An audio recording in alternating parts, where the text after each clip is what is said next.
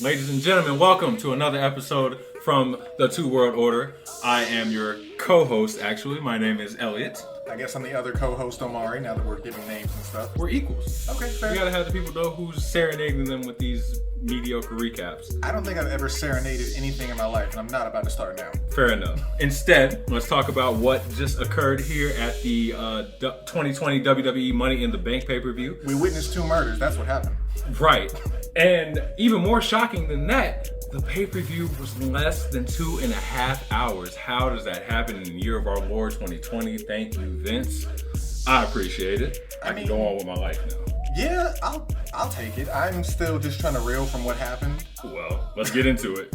All right, first of all, I guess just to be technical, we have to, well, I don't, because I didn't see it, but the pre-show match, which Jeff Hardy versus Cesaro, break it down slightly. I mean, I was more just focusing on making sure it recorded than I was actually watching it. It wasn't a bad match. It was a pretty decent match, and they went more than, what did we say, like 5 to 7 minutes? Yeah, I was thinking it was going to be a micro match. Yeah, and they got a whole, according to Wikipedia, 13.5, so good for them. All right, in that match, Jeff Hardy defeated Cesaro, I'm assuming with the twist of fate. No, it was actually a swanton. Oh. He kicked out of the twist of fate. Oh. Right. And not a roll-up, though. Not a roll-up. All right, the most deadly move in professional wrestling. If I can remember. It's been a while, but... Yeah, that was 2.5 hours ago. We ain't got time. Exactly. All right, so Jeff Hardy defeated Cesaro in the pre-show match. I assume it was good. I didn't watch it. I was in transit. Decent pre-show match. All right. What are you going to do? Yeah. And then we kicked off the show officially with the SmackDown Tag Team title match. We had the champions, New Day, of course, Big E and Kofi Kingston. Xavier Woods is indisposed / dead right now. R.I.P. You know, he'll be back eventually, maybe. Who knows? AEW will. They were them versus the Forgotten Sons and the Miz and Morrison, and of course Lucha House Party represented by Grand Metalik and Lince Dorado. I, for one, did not know Grand Metalik had a juke bro. I like how you about to call him Lance Dorado there. That was good. I don't like Lince. I'm American. I'm sorry, it's not racist. I'm not used to saying the word Lince. I was about to call him Lince because I'm reading off the Wikipedia. I mean, I was too.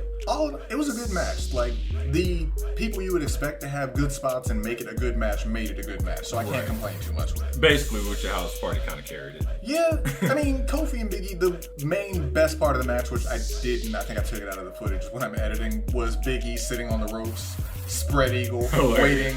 Like he was just waiting to just take a dick kick for some reason. Like that's how he trained. That's what Goldust taught him. And then of course, Big E won by hitting big ending on, I believe it was one of the Lucha House Partiers. It was Grand Metalik. I remember now. Okay, good for you. If I'm wrong, I'm sorry. I'm not racist. I just don't remember. It was the first match. Pretty good match. Jackson Ryker didn't kill anybody. He got ejected somehow in a no disqualification fatal 4-way match. Don't know how that works. I think they might have called disqualifications. Either way. Maybe. Side note, I really wish they would, if we were going to have a fatal 4-way match, make them all be in the match. Or I don't like the tagging. Any of them. Yeah. I don't like tagging. It's dumb. We don't tag. I know it's a tag team match, but you can have all 4 teams in at the same time. But yeah, it was a decent match. It was a good start, a nice 12-minute run. And then moving along, I'm gonna go ahead and cover this so we don't waste too much time on it because there's no time to waste on in a 1 minute and 40-second match. We were promised the barn burner of R-Truth versus MVP. I like how you say promise, like we were looking forward to it. I'm sure someone was. R-Truth. MVP's son, maybe. I don't know. Either way. And instead, Bobby Lashley showed up for some reason. They had a match. R-Truth lost. There's no point in talking about it. Let's move right along to Bayley versus Tamina. All right, in my prediction, I legit thought that Tamina was going to win because, you know, they like to shock people. And I feel like if you're there long enough, you will get some kind of title run. It doesn't matter how actually talented you may be.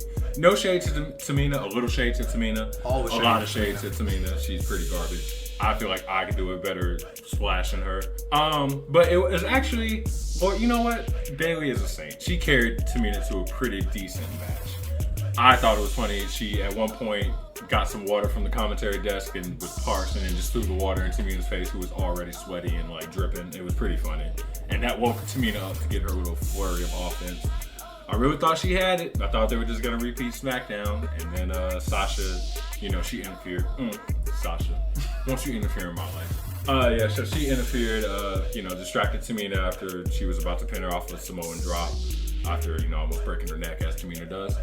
And Bayley rolled her up and won. Most devastating move. It was like a cradle or something. Oh yeah, it was off of like the her reversal of a Samoan drop. Right.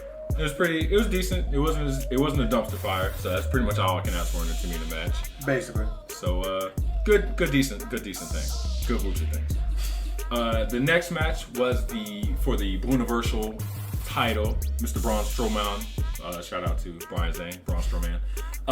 Versus Bray Wyatt. Not Fiend, of course, just regular Funhouse sweater Bray Wyatt.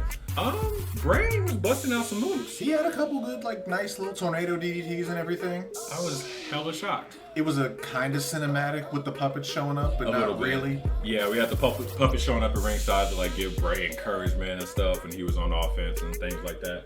And then it kind of... He became an idiot like they always do. Yeah, so Braun, if you've seen the build, Bray has been tempting Braun to quote unquote come back home. He's been trying to give him the black sheep mask from when they were hillbillies. And, Braun at one point just went ahead and put it on. And, of course, Bray, being still an idiot, apparently. Deliverance, that's the movie. Deliverance, there you go. Just Waylon Mercy. Bray being an idiot, he figured Braun was coming back into the fold. And, of course, we did the hug and all that. And, of course, Braun was like, yeah, no. And just killed him with a power slam. And Bray got pinned. Pet peeve, he had his eyes open while the ref was counting. Oh, did he? Pin. It was... So for a second, I thought he was going to kick out, but he just died. And then after so Braun retained, and after the match, we got teases, Bray looking at Braun, and now we have Fiend flashes. So now Bray is, I'm assuming, going to give up on trying to recruit Braun and just murk him at Backlash. Didn't see that coming at all. Just unless you watched the video, the last video. I've just seen wrestling for more than a month. A couple weeks. So we have that to look forward to, probably a rubber match at, not a rubber match, because it's only two. Another match at probably Backlash. So that was all right. Not bad. Pay-per-view hasn't been bad up until this point. Pretty good. I can't complain. And then we have the next match. Drew McIntyre, the vampire hunter in training, against pre-Drew McIntyre, Seth Rollins. Pikachu versus Raichu for my Pokemon people out there. No points as to which is which. I'm sure you can figure it out. Basically, I would make a Digimon reference, but I never saw the show. Agumon and Greymon. Points for you. Good job. Good job. I only watched one season. That's all I needed. Either way, this was the best match in terms of not cinematic wise. Right. An actual wrestling match. This quality. Yeah. This went about the way I expected. I didn't think. Seth's been in the title picture long enough, and I think everyone still kind of hates him. Even though they're hating him for the right reasons now, it's still way too early to take it off of Drew. And I like Drew. I'm fine with him. I think he should have a better run against... I don't know who's on Raw, but I feel like there's better opponents there for him. I need him to be a champion with people. Right. He can't lose the belt before we get people back. I know it might be a couple more weeks or a week or two before. Months. Maybe. Years. We can get crowds back again. in Florida. We're never going outside. Well, can't breathe all that air. It's smoggy. I noticed that Drew has gotten some vicious ass chops. Yeah, Walter might need to call for copyright infringement. I want a Drew and Walter match now, and I never want to Drew anything. I'm not a big fan of Drew, but I want to see that match because I want Walter to get mad at these attempts at chops, even though they're good chops. But Walter has meat behind him, so I want him to be like, "Haha, you little Scottish man." I can't do a German accent. I like how you made him Jamaican though. You made a German man Jamaican. I have talent. You do. I should be good. You said Walter meat, and I didn't laugh in your face, so. It wasn't on purpose. But yeah, it was a very good match. Drew kicked out of a curb stomp. I don't know if we're not talking, so I know we're gonna edit it out. So Drew kicked out of a curb stomp. I don't think we've seen that too often. I think Brock, maybe Roman, because I assume Roman is kicked out of everything. So that they made him look great. He had what was that release German thing he did off the. He threw Seth Rollins all the way down to Miami. Yeah. So and then after the match, of course, Drew won with a Claymore, nice good kick to the jaw. They did the respect thing. I don't think Seth's a face though. Yeah, it was a begrudging handshake. Yeah, I think he's gonna do that, and then they'll probably stretch this out for another pay-per-view because I don't see anyone on Raw that'll challenge. Although I couldn't tell you anyone that's on Raw. Agreed. I don't think. I think we're just gonna run with that for another. Drew versus Bobby Lashley.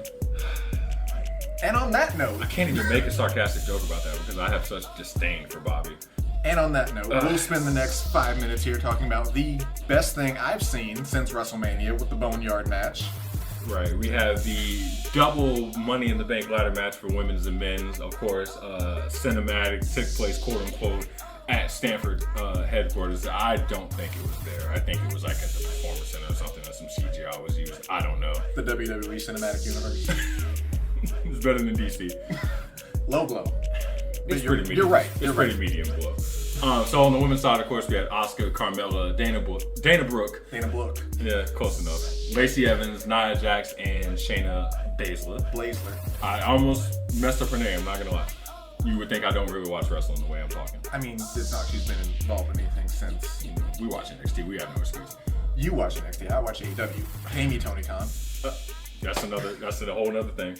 And on the men's side, we had AJ Styles, Aleister Black, Otis, Daniel Bryan, King Corbin, and Mr. Rey Mysterio, Mr. King Mystery. And, you know, of course, it's a cinematic match, so it starts off with, you know, intros.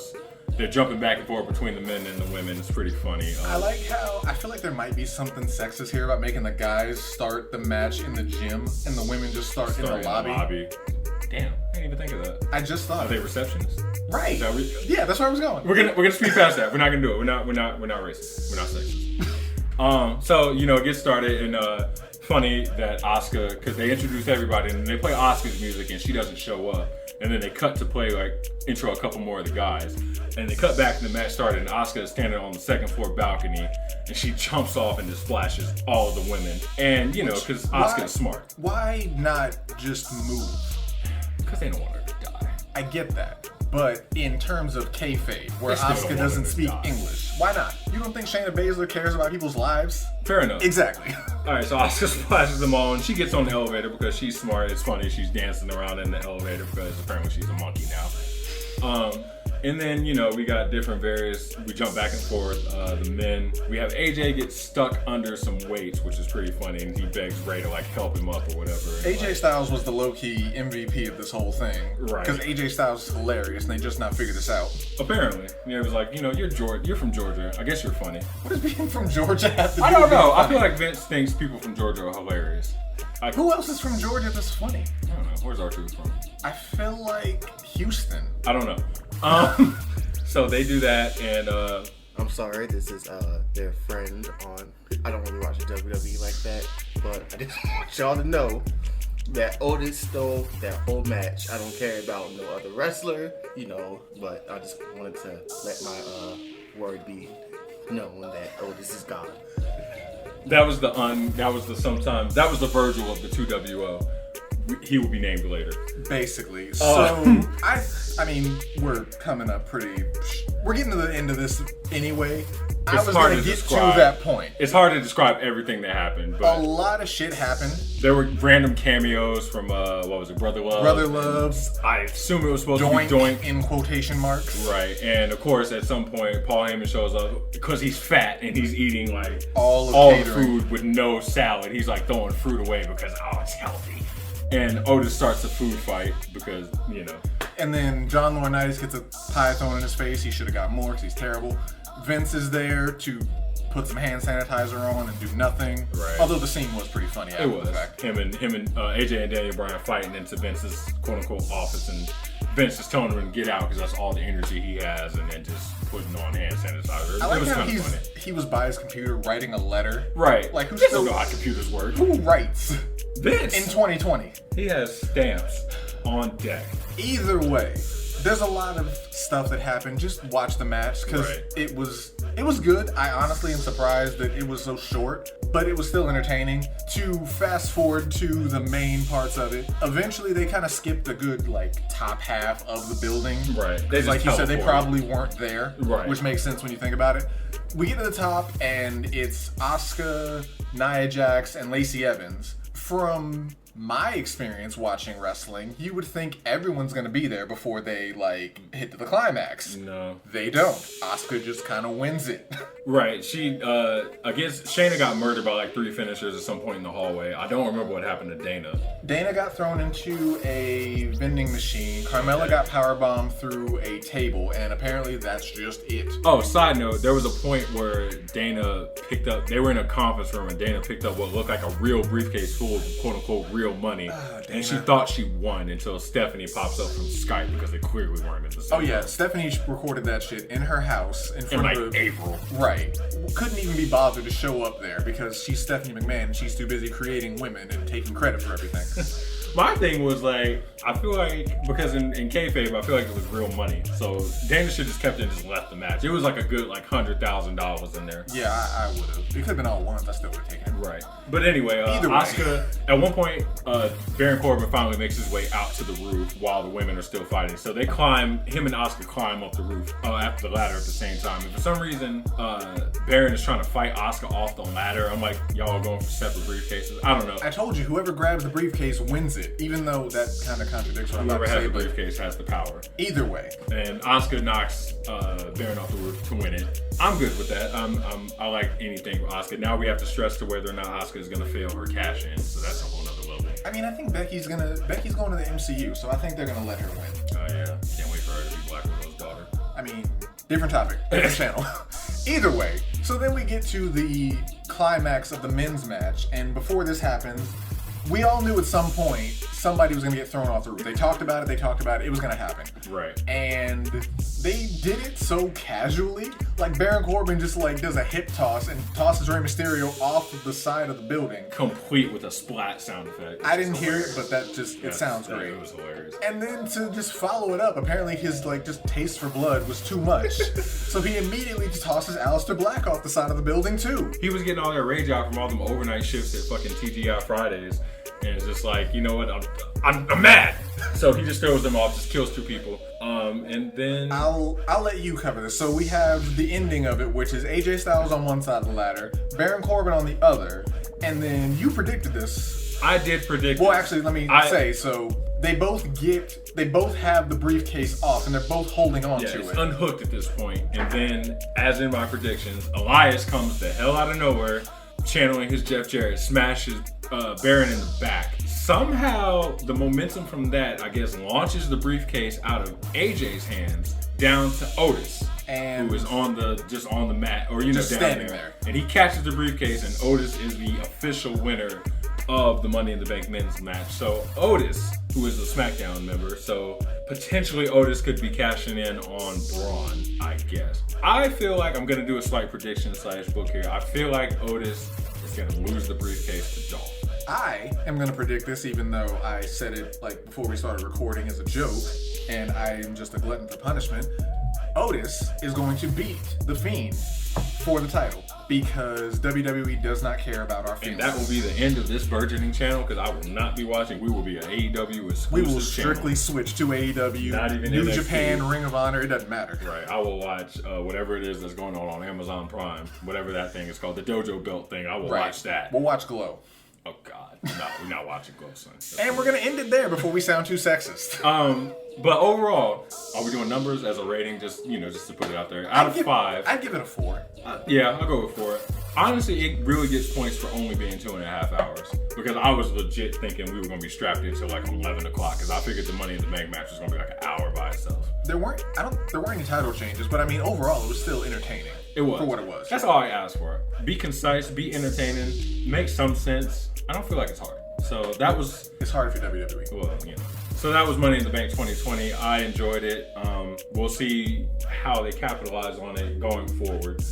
Next video, we'll probably be talking about the Undertaker Last Ride documentary. I don't know if I want to do this because you're just going to talk shit the whole time. I'm not. I don't want to see Undertaker wrestle anymore, but I'm interested in his life. Like, I'm interested in how his thoughts. Just stop wrestling. Do not talk about the man that I want to be my grandfather like that. Mark Calloway. Michael Cole called him Mark Calloway on commentary. And we're going to end it there before the rage gets too hot here. Thank you. Thank you for joining us on another episode of Two World Order. Subscribe, give us your firstborn. Like all that good stuff. I'll yeah. try to remember to put the link to our Twitter and all that in the description if I can remember. It's only 9, almost 10 o'clock, so I got plenty of time. And thank you for listening if you've listened. Buy the t-shirts. We don't have any t-shirts. We'll make t-shirts if you subscribe. We got nothing else to do. Right. We ain't got no job. All right, we're good. Peace.